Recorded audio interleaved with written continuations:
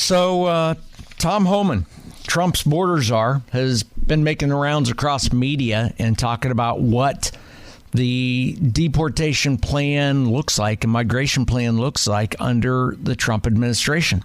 And he's getting drilled by a lot of folks in media, and he's been asked the right questions. And I appreciate his visibility. I appreciate his transparency, because it's more than we had this previous administration, and I want a better peek under the hood. What does it look like? I always tell you that policy is easy to set, right? Laws are easy to pass. But the devil's in the details, and the details of what the Trump administration plan for reshaping our country and the detaining migrants and deporting folks. What does that look like? And that's the difficult part, because you don't just walk through the streets and grab somebody and say, okay, you're illegal, you're leaving. You're illegal, you're leaving. You're a citizen, you're good. They can't do that. So I've got to ask you the question, and I've asked it before, is what does success look like to you? When I sit in here filling in for Chris Crock in 6 months, my name's Jeff. It's Westside Jeff. Chris is back in this chair next Thursday night.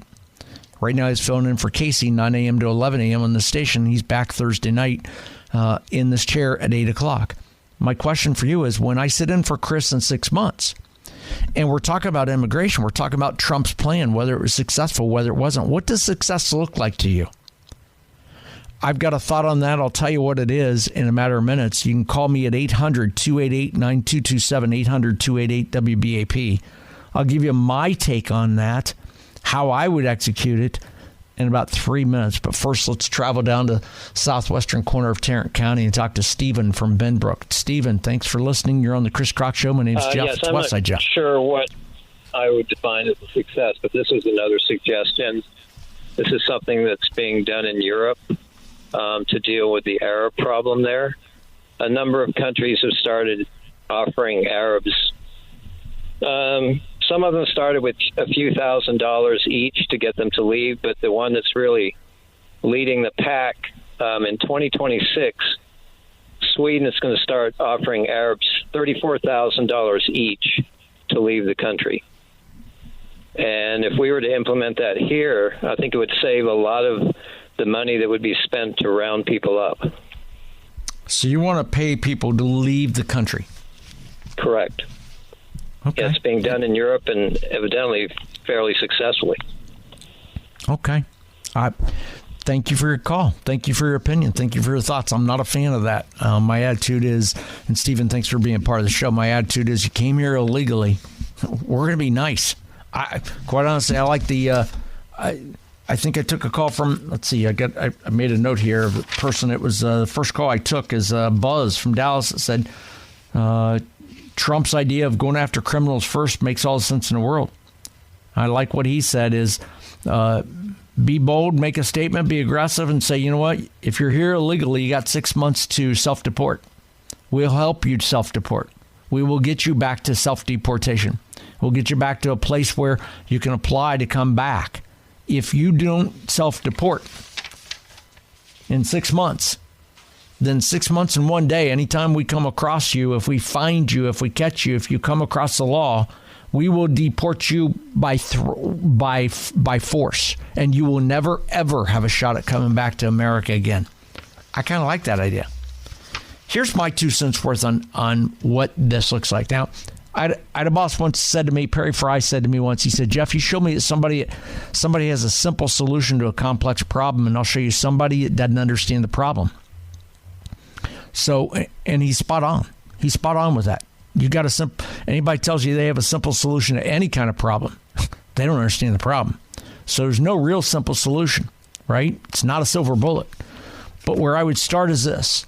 My attitude is, you remove illegal immigrants as they are identified and according to the law as they come into contact with the law. Again, you break the law. When we target the criminals, that's what I'm talking about. When they come in contact with the law because they've broken the law, I'm not talking just about jaywalking. I'm talking about real, true criminal activity. Like the guy up in New York that set a subway rider on fire. To him, I say, bye-bye. See you later. Goodbye. No questions asked. Throw him on a plane. Deport him. Hell, For all I care, you can brand them, put a branding on them, especially that guy. But in that case, actually, I'd charge him with a crime and put him in jail and send him through our system. But my attitude is, as they come into contact with the law, those are the ones you deport. But otherwise, you allow them to leave voluntarily, and it comes back to what Buzz said from Dallas, which they will do if the incentives that drive them here and keep them here, if we dry them up. We need to dry up the incentives. And I'm talking about driver's licenses, in-state tuition, healthcare facilities, and jobs. If we dry those things up, those are the things that are bringing illegals here. Those are the things that are making illegals, those who come into our country illegally, those are the things that are making them say, that's worth the risk. It's worth the risk to go there, to get a driver's license, to potentially get an education, to get a K-12 education, to go to school and get in-state tuitions, to be taken care of on a healthcare perspective, and potential of jobs. You see, Arizona did something like that when they got tough on illegals years ago. And illegal immigrants started migrating to other states, including Texas, that were more friendly to illegals, especially California. You see, I've always said this, immigration is the most transformational detriment of where we are headed as a country. If we don't get immigration right, virtually every other social and domestic political policy in this country will never, ever be corrected. I'm not telling you anything you don't know. I'm just giving you common sense. Common sense opinion is what I do. That's what I do. Jeff, Westside Jeff, sitting in for Chris Crock. Chris is back next Thursday night. We're talking immigration. Tom Homan, Trump's border czar, has been grilled on Capitol Hill and a bunch of other places, especially across the media. And one of the questions he's asked is, does the Trump administration plan on using the military? And his answer to using the military on the whole deportation is, you know what? The military can't just go out and arrest people. That's not their job. But yes, we can use military for other access, for other assets. And we could potentially use military bases or former bases to house some of them, to process them, to move them through the system. But I believe that what we got to do is we got to dry up the incentives, driver's licenses, in-state tuition, healthcare facilities, and jobs for illegals, because once you do, there's an incentive for them not to be here. There's an incentive for them to come here legally. Our government leaders have to systematically reinstate immigration enforcement. You've got to describe to the American people how you plan on putting Humpty Dumpty back together and close Pandora's box. That's my 2 cents worth on immigration. It's a lot of what you said. That's my expectation. I don't expect 30 million people to be sent back to their countries, but let's start with a couple million and start with those most vulnerable, which are the ones that are most those who have come across the law with illegal activities. That's my attitude. Hit me up across Westside Jeff if you want to tell me more, or you can dial 800-288-9227. Got to hit a break on the other side of that. Tonight is the drawing for Mega Millions. You know what? Dream with me for a minute. Dream with me for just a few minutes. What would you do? You hit a big one. And who do you know that has? I got a tweet from a listener, and I asked him, hey, when I talk about it, I want to hear you. Would you call? 800-288-9227 is the number. He said he hit a lottery in another country, a foreign thing. I'd love to hear that story. Who do you know that's hit a lottery? Not 10 or 12 bucks like I did today, but I'm talking a couple $1,000s or more. I have a cousin that several years ago was part of a group that hit 200 million.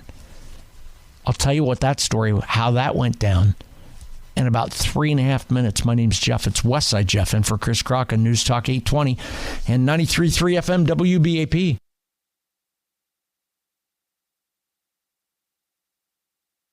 Westside Jeff in for Chris Crock. Chris is filling in for Casey Bartholomew, 9 a.m. to 11 a.m. here on WBAP. Chris will be back in the chair next Thursday night. I'll be back Monday, Tuesday, Wednesday. Chris will be back Thursday. Appreciate the opportunity to sit in the chair and just give you my common sense opinion on current events. Talking about immigration and border czar. Trump's new border czar, Tom Homan, is making his rounds across media places. He's getting grilled, being asked tough questions.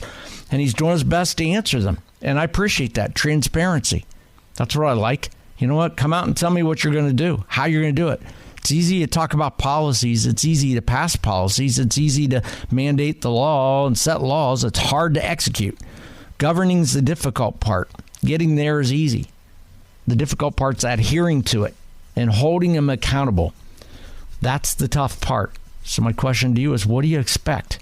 What do you think? What's your opinion? How do you fix the border?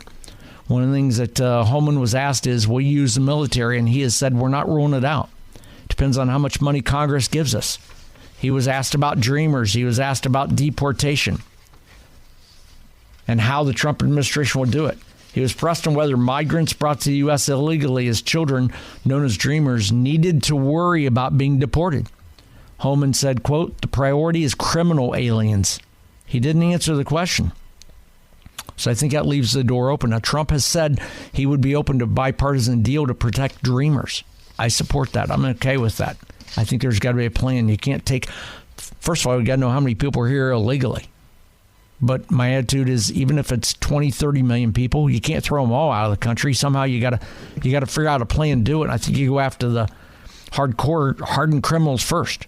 By the way, in the last hour or so, I saw that the Biden administration had said it would stop selling off materials slated to be used to build the border wall ahead of the incoming Trump administration, which has promised to bring back tougher efforts to combat illegal immigration. Now, Sean Allen in the newsroom will continue to have the stories on that, top and bottom of the hour. He comes up in about 9 minutes.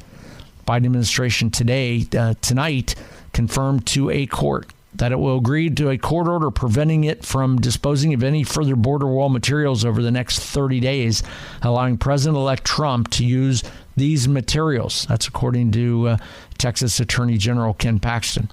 Again, Sean Allen's going to have that story and more stories on the outcome of the court stepping in with the Biden administration selling off the border walls pieces. 800-288-9227 is my phone number. My name is Jeff. It's Westside Jeff. You can also hit me up across social media. Let's talk to Nathan real quick in Saginaw. Nathan, thanks for calling. You're on Chris Crock Show. My name's Jeff. Westside Jeff, what's your thought? Well, I think that they ought to go after the employers who are hiring them, because that's illegal to start with and always has been, as far as I know. And that would give them a reason not to come to the United States if they can't work.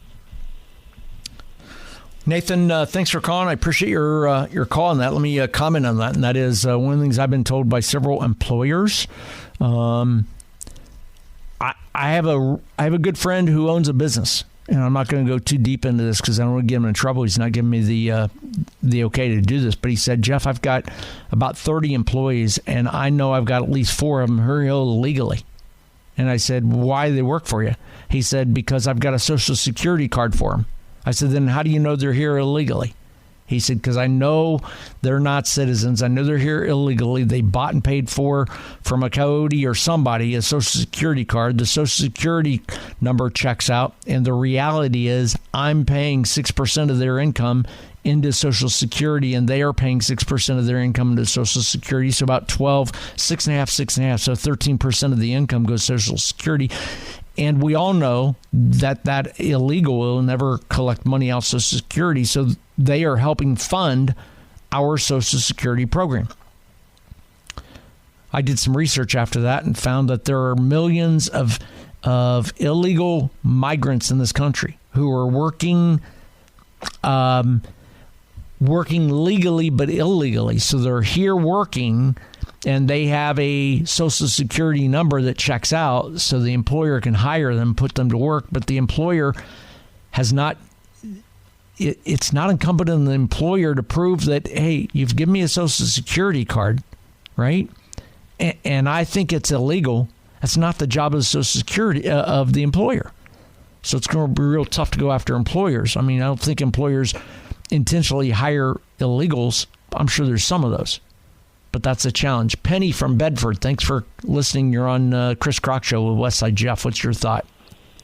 My thought is, speaking about what you were just speaking about, a lot of employers don't pay in all that FICA and withholding either, and so therefore they're keeping the money, and it's not getting filed in, because I've had a couple of IRS agents who have lived by me, and they said they're no different than welfare, some of these companies, but that's not what I called to say.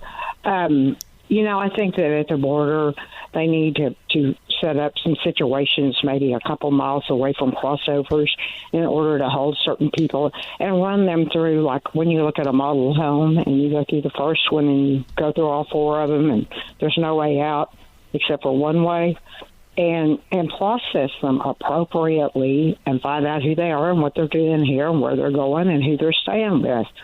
And I don't think that's really too much to ask. But, we pay for an attorney for them. We pay for a translator for them.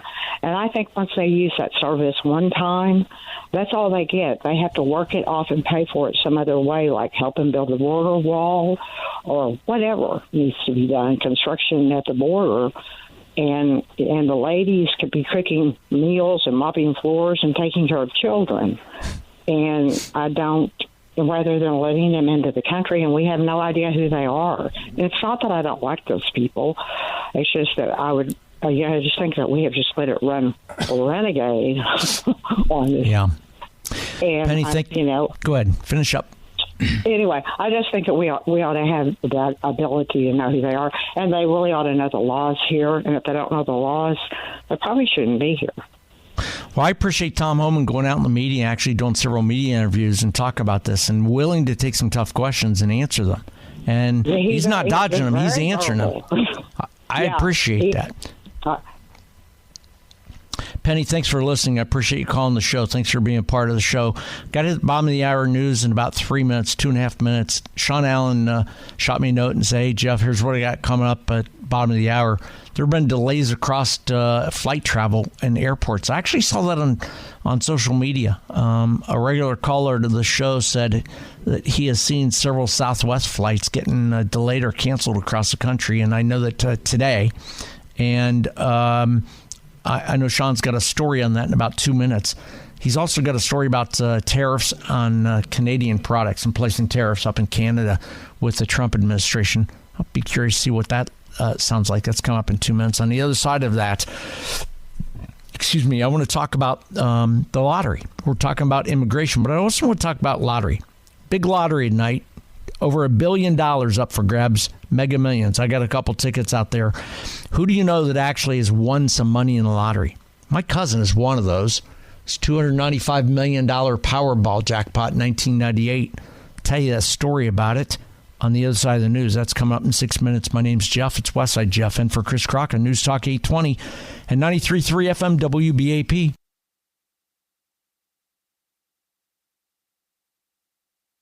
So I saw talking about the story about Ken Paxton, who is upholding our laws, doing the right thing. Texas Attorney General Ken Paxton has successfully blocked Joe Biden from liquidating the steel used for Trump's border wall. It's a huge win.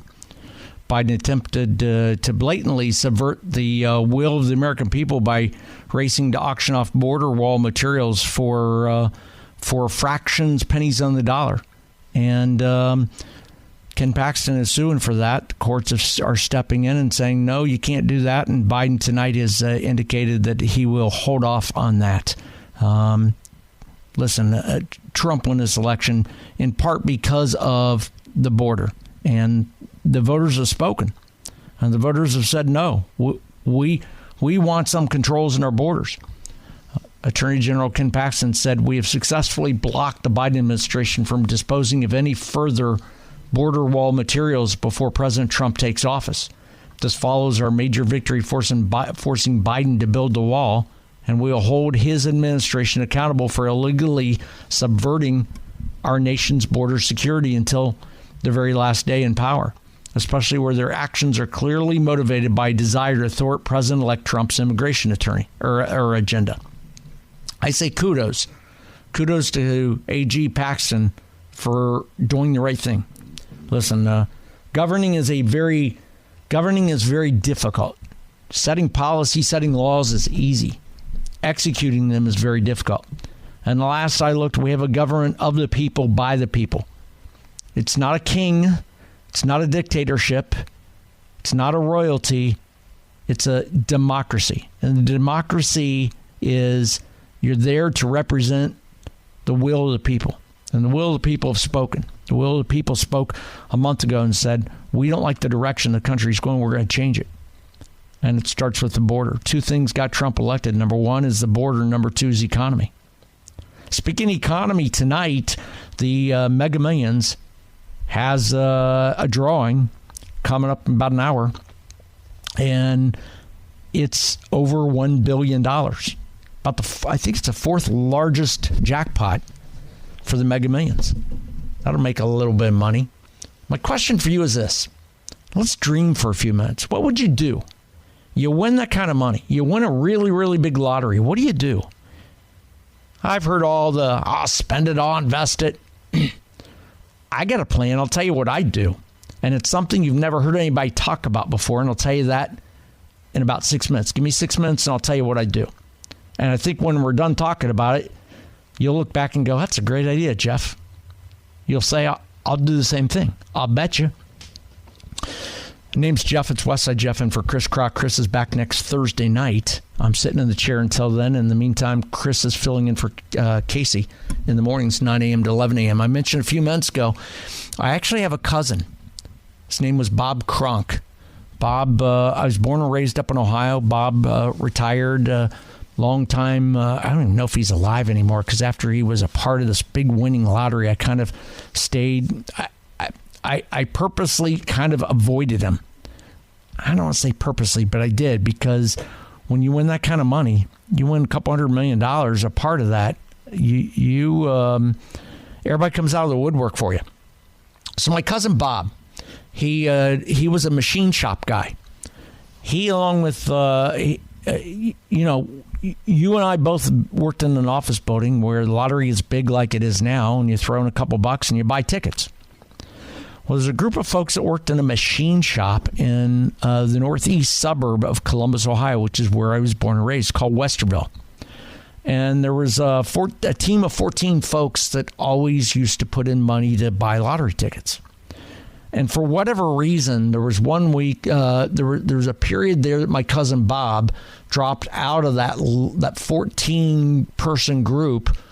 It was about 3 months before the group of Westerville factory workers who pulled their money for lottery tickets hit $295 million in the Powerball jackpot.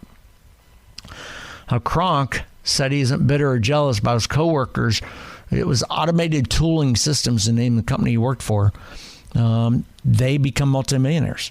For whatever reason, he dropped out of that group right before they hit a big one. So I'd asked him about it afterwards, and I said, what happened? And the story he told me was this. He said, and my cousin Bob was that guy that would give you the shirt off his back. He didn't have a pot to piss in, but what he did, he'd share it. That was just Bob. That was my cousin Bob. He was like that. He was friends with these guys that he worked with. They won $295 million. They split it 13 ways because he was not in that week. He had not contributed that week. But one of the guys who, and this ties back to what I would do if I hit the lottery. I learned it from Bob. One of the guys that was in that lottery, Bob at the time, back when they hit in about 90, I think it was 98 or something like that. When they hit it back in, I have to look back and see when it was, but it was 1998, I think. One of the guys that won the part of that, what they called Lucky 13, was a kid in his 20s, early 20s, and he was always a troublemaker, in and out of jail and DUIs, and just always that screw up. And Bob, my cousin, was always there to bail him out. Well, the kid he got 1/13 of the winnings. And somebody in that group, Bob swears it's that guy. One of those guys they all hired an attorney. This attorney that represented some of the winners called my cousin Bob and said, a group of people that you know won the lottery. The attorney wouldn't go into details, but Bob knew who it was because he was a part of the group before he pulled out. He didn't contribute that week. And I'm representing some of the team members who asked me to ask you, give me account numbers, give me a list of everything you owe money on, a mortgage, a house, cars, whatever you owe, any debts that you have, anything. Give me the amount that you owe, give me the bank account, give me the account number. All of it will be paid off, and we will send you clear, free title. They're going to make you whole, free and clear. And I forget exactly the number Bob told me about that it was, but he got him the numbers. He gave him, here's my bank. I have XYZ in my mortgage, and here's the bank, and here's the account number. I owe on a car, I own a boat, I owe on XYZ. I don't remember the exact amount. And he said to me, by God, Jeff, a couple months later, I had titles mailed to me, along with a note that said, value your friendship, and thank you for being there for us. Congratulations. He didn't walk away with millions of dollars, but he walked away debt-free. And that leads to what I would do if I won the lottery. But I got to ask you, what would you do? You win tonight, you win a big lottery. I'm not talking $1,000, $2,000. I'm not talking $1 billion. But you win several $1 million. What do you do? Dream with me. Help me. Dream with me. Tell me what you'd do. 800-288-9227. 800-288-WBAP. That's the phone number. My name's Jeff. It's Westside Jeff. You can also hit me up across social media at Westside Jeff. We're talking about the Mega Millions tonight, $1.2, maybe $1.3 billion. Drawings in about an hour. I got a few tickets in on that. If I hit, I'll tell you. Next week, I'll be sitting in for Chris Crock. I'll be sitting here telling you I'm one of those guys. But I want to hear from you. What would you do on the other side of this? Got to hit a quick break. On the other side of it, I'll tell you what I would do if I had a big number. And it's probably something you've not thought about before. And it's something common sense that you probably would say, I'd do that too, Jeff. I like your idea. My name's Jeff. It's Westside Jeff. I'll tell you that in 3.5 minutes. In for Chris Crock on News Talk 820 and 93.3 FM WBAP.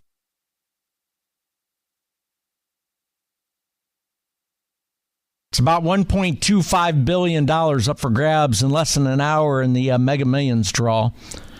I put money in. I spent, I think it was $30 on tickets, so 10 plays a couple nights ago. I cashed in today. $12 I won. I put that back into tonight's lottery. I actually won $150 once. I have to tell you that in about probably 8 minutes or so, or actually after the top of the hour. Give me 15 minutes, I'll tell you that story.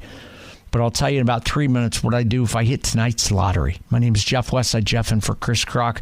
Let's check in with Leighton and Cisco. Leighton, thanks for calling. You hit a big lottery tonight. What are you doing with the money? What's your plan? Parents' bills paid in full. Dad's deceased, but he's still got some medical obligations. That's paid in full. Any of mom's obligations paid in full. A newer vehicle if she so desires. A cash stipend. She doesn't need to worry about paying taxes on that. All I'm doing is handing mom a gift of love. Once a week, once a month, whatever. Mom, live your life to the fullest. I want you to enjoy and not worry. There's some people, some volunteers, some pro bono people who put their heart and soul into helping others. What would a small paper bag full of cash do to help that? And then I have to be a little bit greedy. I'm going to have a new truck, and my gone fishing scale is going to go up a little bit. but I'm still shopping at Walmart, although I might spend a little bit more on my boots. Leighton, let me tell you something. You win the big lottery tonight when you say gone fishing, scale goes up a little bit.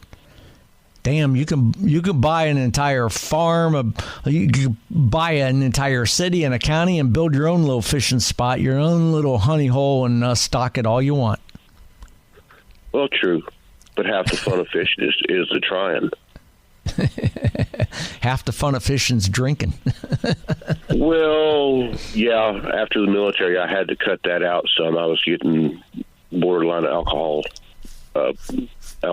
or alcohol poisoning, so I had to dial that way back. I get it, Leighton. Thank you for calling. I appreciate you weighing in on that. My question is, who do you know that's won?